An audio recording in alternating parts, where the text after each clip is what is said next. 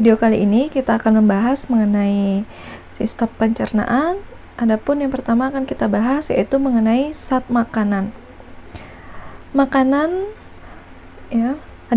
makanan mempunyai berbagai fungsi, antara lain untuk pertumbuhan dan perkembangan tubuh, pemeliharaan dan perbaikan sel-sel tubuh yang telah rusak atau tua, kemudian pengaturan metabolisme tubuh, penjaga keseimbangan cairan tubuh, pertahanan tubuh terhadap penyakit, dan penghasil energi. Yang akan kita bahas pertama yaitu karbohidrat. Karbohidrat dibagi menjadi 3 macam, yaitu ada monosakarida, yang merupakan karbohidrat yang memiliki susunan molekul paling sederhana, molekul gugus gula yang termasuk ke monosakarida, yaitu glukosa, fruktosa, dan galaktosa. Monosakarida banyak terdapat pada buah-buahan. Monosakarida adalah hasil akhir pemecahan dari karbohidrat yang lebih kompleks susunan molekulnya. Kemudian yang kedua ada disakarida, terdiri atas 2 molekul monosakarida. Contoh disakarida adalah sukrosa, maltosa, dan laktosa. Sukrosa banyak terdapat dalam gula pasir yang dikonsumsi, adapun maltosa terdapat di dalam biji-bijian. Laktosa adalah karbohidrat yang terdapat dalam bahan makanan yang berasal dari hewan, misalnya air susu. Kemudian untuk polisakarida merupakan karbohidrat yang memiliki susunan molekul yang kompleks. Contoh polisakarida adalah pati, glikogen, dan selulosa. Pati banyak terdapat di dalam umbi-umbian, glikogen banyak terdapat dalam otot dan hati hewan, sedangkan selulosa banyak terdapat di bagian serat tumbuhan.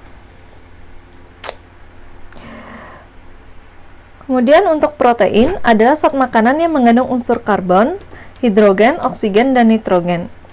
Protein memiliki fungsi sebagai sumber energi, sebagai zat pembangun dalam tubuh, berperan dalam sintesis zat-zat penting tubuh seperti hormon dan enzim, perbaikan dan pemeliharaan jaringan tubuh.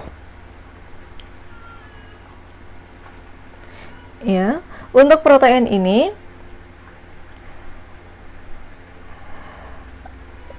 protein harus diubah dulu menjadi asam amino sebelum diserap oleh tubuh. Asam amino dibagi menjadi 2 macam, yaitu asam amino esensial dan asam amino non-esensial. Asam amino esensial adalah asam amino yang tidak dapat disintesis atau dibentuk oleh tubuh, jadi diperoleh melalui makanan.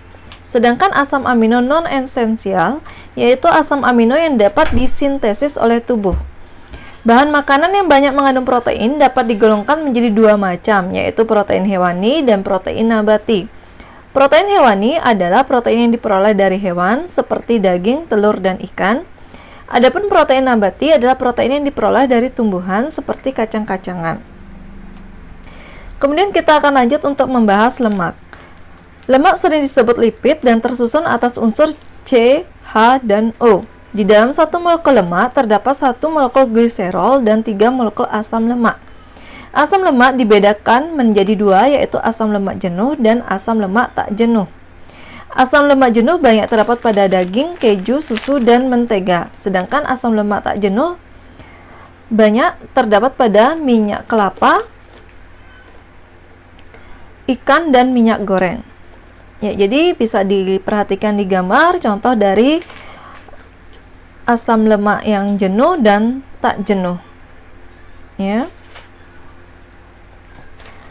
Ya, di sini ada yang makanan yang baik dan makanan yang buruk ya.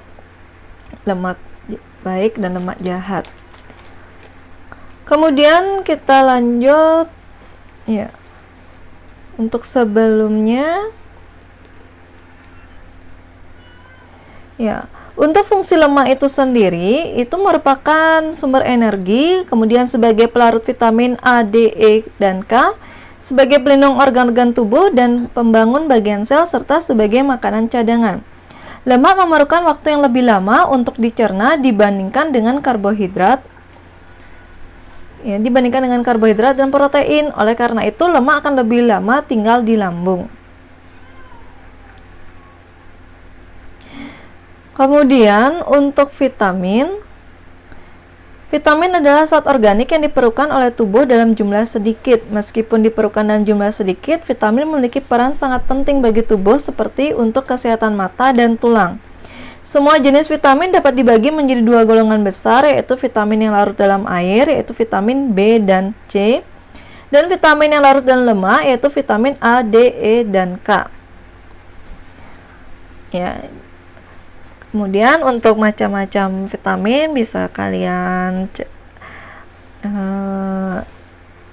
lihat di tabel yang ada di buku kalian atau bisa kalian googling secara langsung. Ya, untuk kemudian kita bahas untuk mineral. Untuk mineral ini, adapun fungsi dari mineral bagi tubuh yaitu sebagai bahan pembentuk berbagai jaringan tubuh, misalnya tulang, gigi, rambut, kuku, kulit, dan sel darah merah. Kemudian sebagai bahan pengatur, misalnya itu keseimbangan keasaman cairan tubuh, proses penggumpalan darah, dan membantu proses metabolisme dalam tubuh. Ya, untuk untuk mineral ini ada kalsium, fosfor, sulfur, kalium, klor, natrium, magnesium, besi, fluor, seng, tembaga, dan lain sebagainya. Ya, kemudian akan kita bahas mengenai air. Adapun fungsi air bagi tubuh yaitu yang pertama sebagai pelarut dan pengangkut, yaitu melarutkan dan mengangkut zat-zat gizi, misalnya karbohidrat, asam amino, lemak, vitamin, dan mineral. Kemudian ada mengangkut oksigen, hormon, dan sisa-sisa metabolisme. Yang kedua ada katalisator sebagai katalisator dalam reaksi-reaksi di dalam sel dan organ, atau memecah atau menghidrolisis zat makanan kompleks menjadi lebih sederhana. Kemudian yang ketiga sebagai pelumas, maksudnya sebagai pelumas dalam persendian tulang-tulang. Kemudian ada mengatur suhu tubuh dengan cara mendistribusikan panas dalam tubuh dan membuang kelebihan panas melalui pengeluaran keringat. Kemudian air mengatur tekanan osmosis dalam sel. Kemudian ada pelindung, air melindungi organ tubuh, misalnya mata dan jaringan saraf, sumsum tulang belakang, serta janin dalam kantong ketuban. Sebagai pembangun, air merupakan bagian dari penyusun jaringan tubuh. Demikian untuk fungsi air. Kemudian untuk uji coba makanan ini, ya, coba kalian perhatikan tabel yang telah disajikan di mana ada reagen, warna atau indikator, dan kandungan zatnya. Misalnya reagennya lugol atau iodin, kemudian warna atau indikatornya menjadi biru gelap, berarti kandungan zatnya adalah karbohidrat atau amilum. Kemudian ada reagennya Benedict atau Feeling A, Feeling B, warna indikatornya oranye atau jingga. Kemudian kandungan zatnya adalah glukosa. Reagennya Biuret, warna atau indikatornya adalah ungu, berarti kandungan zatnya itu adalah protein. Kemudian ada reagennya etanol atau kertas minyak, warna atau indikatornya itu endapan atau kertas minyak jadi transparan, berarti kandungan zatnya itu adalah lemak. Kemudian ada reagen betadine, warna atau indikatornya kembali ke warna awal, berarti kandungan zatnya itu adalah vitamin. Ya, demikian untuk pembahasan sistem pencernaan bagian zat makanan. Ya, semoga kalian mengerti dan terima kasih.